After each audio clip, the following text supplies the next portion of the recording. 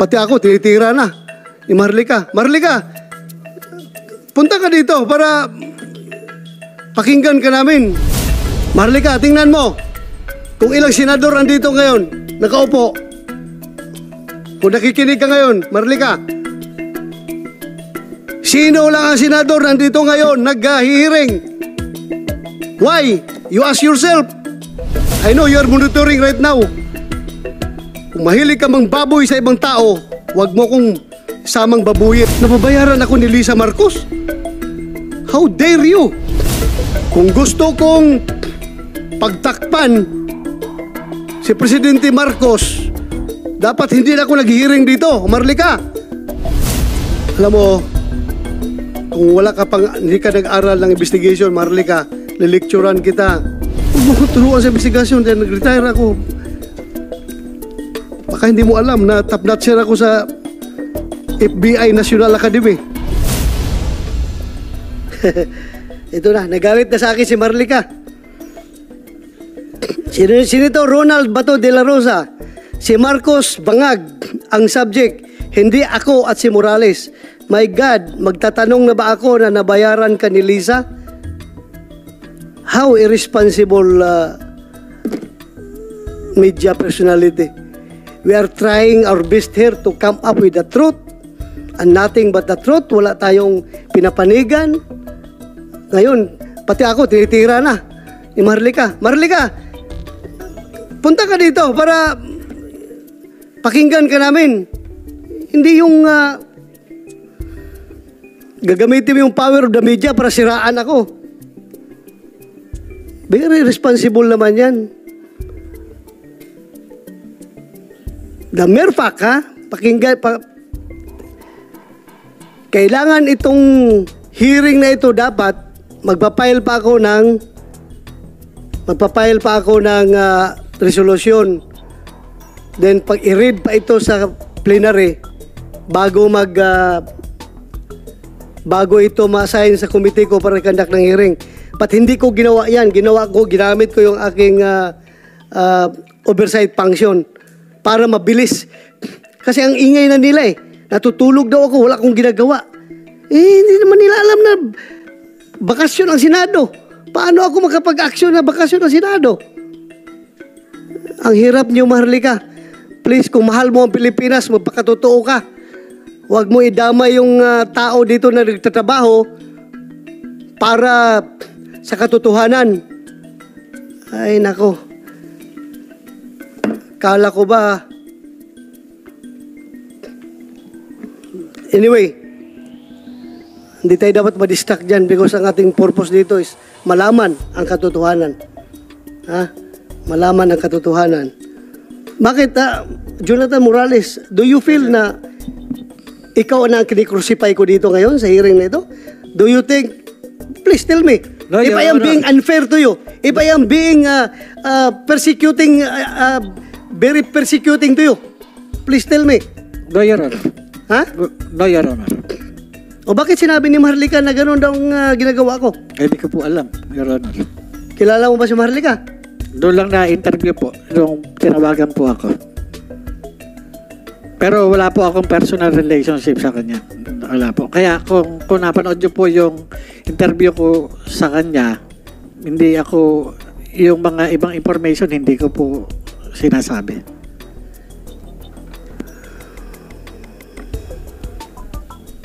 Marlica, tingnan mo. Kung ilang senador andito ngayon, nakaupo. Kung nakikinig ka ngayon, Marlica, sino lang ang senador nandito ngayon nag-hearing? Why? You ask yourself. Kung sinong senador lang ang gustong malaman ang katotohanan. I know you are monitoring right now. Kung mahilig ka mang baboy sa ibang tao, huwag mo kong samang babuyin dahil hindi ako tatahimik dyan sa ginagawa mo. Nababayaran ako ni Lisa Marcos. How dare you? How dare you? Do you think may presyo yung mukha ko?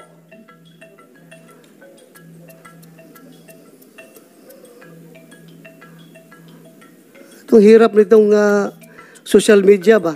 Anybody can just castigate anybody without unfairly. Pati tayo, nadamay ito. Kung gusto kong pagtakpan si Presidente Marcos, dapat hindi na ako nag-hearing dito, Marlica. Ha?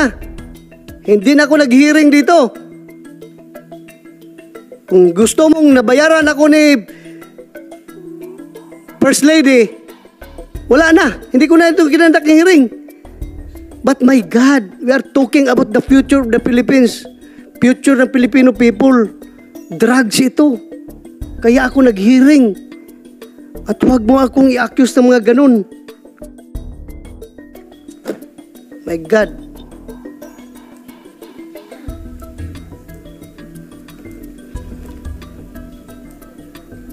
Anyway, I don't care about your impression. I'm here to do my duty as the chairman of the Senate Committee on Dangerous Drugs. Kung sinasabi mo na bayaran or na-influence ako, no! Nobody can influence me. This committee is independent and it can use its power. Lahat ng power ng committee na ito para malaman ang katotohanan. Hindi po tayo magpapadikta kahit sino man. I was elected by the Filipino people para gampanan yung aking mandato. And here I am. I'm doing my job. I'm doing my job. We are a co-equal branch of government with that of the executive. Baka sabihin mo, under the baton, under the dictates of Malacanang ako. Never. No, my dear. Hindi po kami kaya diktahan ng Malacanang because we are co-equal branch of government. Hindi po nila kami kayang diktahan.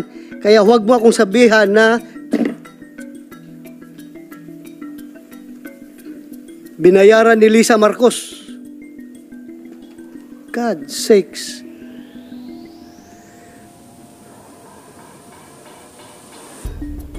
Hindi mo lang alam kung ilang gira dinaanan ko. Wala po akong inatras ang gira.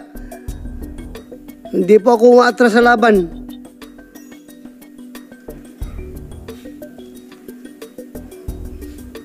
Ito, simple dalawang dokumento, atrasan ko ito.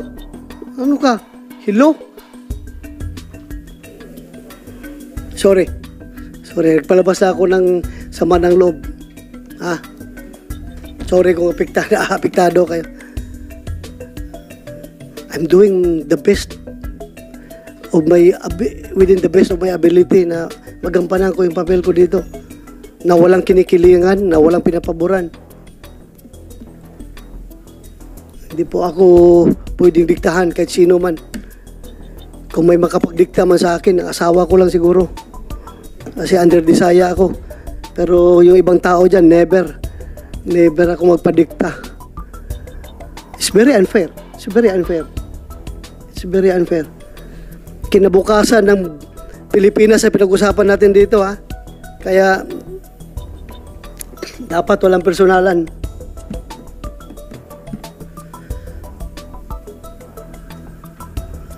Alam mo, kung wala ka pang, hindi ka nag-aral ng investigation, Marlica, lilecturan kita. Ang pag-iimbestiga po, madam, ay huwag mong haluan ng feelings. Huwag mong haluan ng emosyon. You stick with the facts. You stick with the facts. Kaya itong mga facts natin ngayon ginagather.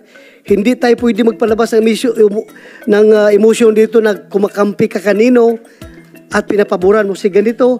Hindi po. Failure ang investigation mo dyan kapag haluan mo ng emosyon. Failure. Walang pupuntahan ang investigasyon mo. Kaya facts ang hinahanap natin dito. Galit ka pala kung tinatanggap ko yung facts na binibigay ng PDEA sa akin. Gusto mo lang yung facts ng ni Jonathan ng Jonathan Morales lang ang tatanggapin ko. So anong klase investigasyon yan? One-sided. Huwag mo kong turuan sa investigasyon dahil nag-retire ako. Baka hindi mo alam na top notcher ako sa FBI National Academy. Pagdating sa investigasyon, hindi mo lang alam, madam. Ha, Jonathan? Yes, Your Honor. Am I being unfair to you in handling this investigation? Please tell me. Your Honor, wala po akong kinalaman doon sa anumang pahayag ni nung vlogger na si Maharlika patungkol po sa inyo. Ako po ay nandito, sumasagot po ako sa mga katanungan at ako ay ginagalang at irerespeto ko po yung inyong kapulungan at yung inyong Thank you. Thank you. Sir, I am being unfair with you. Pedia, in this investigation. No, Your Honor. Civil Service, am I being unfair to anybody here in my conduct of the investigation? I think not, Your Honor. I think you have been very fair in hearing both sides po. Thank you. So, from here, deadlock muna tayo as of now.